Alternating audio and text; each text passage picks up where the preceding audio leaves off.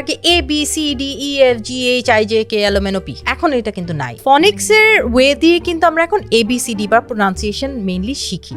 So ফনিক্সটা আসলে কি? একদম সিম্পল ভাষায় হচ্ছে আপু, একটা ওয়ার্ড বা একটা লেটার শেখার জন্য ওই লেটারটার সাউন্ডটা কি ওইটা বুঝতে হবে আমাদেরকে, রাইট? বিকজ আপনি যখন কথা বলছেন, sound is what's coming out, right? Phonic sound হচ্ছে এটাই, যে একটা লেটার এ হতে পারে বাট লেটার এ এর ফনিক সাউন্ড কিন্তু এ। সো এ বাট ওটার উচ্চারণ হচ্ছে এ। প্যাট শব্দটা আপনি একটা বাচ্চাকে রিডিং টেক্সট পড়ানোর সময় শেখাচ্ছেন, ওর তো জানতে হবে যে প্যাট যেই শব্দটা আছে, এখানে যে তিনটা লেটার আছে, তিনটা লেটারের খুব ডিফারেন্ট তিনটা সাউন্ড আছে, বাহ, একটা প্যাট। তো এই যে সাউন্ডটা সে যখন আলাদা আলাদা ফর্ম করলো, তখন সে নিজে নিজেই বুঝতে পারবে যে এই সাউন্ডটা যে আসবে। সো এইভাবে যখন বাচ্চাদেরকে আর্লি রিডিং এ পার্টিকুলারলি ফনিক্সের উপর ফোকাস করে শেখানো হয়, তখন দে নো যে একটা সাউন্ড কিভাবে তৈরি হয়। কারণ একটা সাউন্ড যখন আপনি প্রডিউস করছেন, আপনার মাউথের বিভিন্ন পার্টস কিন্তু ইউজ হয়। এই সব জিনিসগুলো যখন তারা ছোট থেকে শিখে, তখন they can break down the words. ওরা তখন আনফ্যামিলিয়ার ওয়ার্ডও যখন দেখবে, তখন তারা ওই সাউন্ড দিয়ে ওই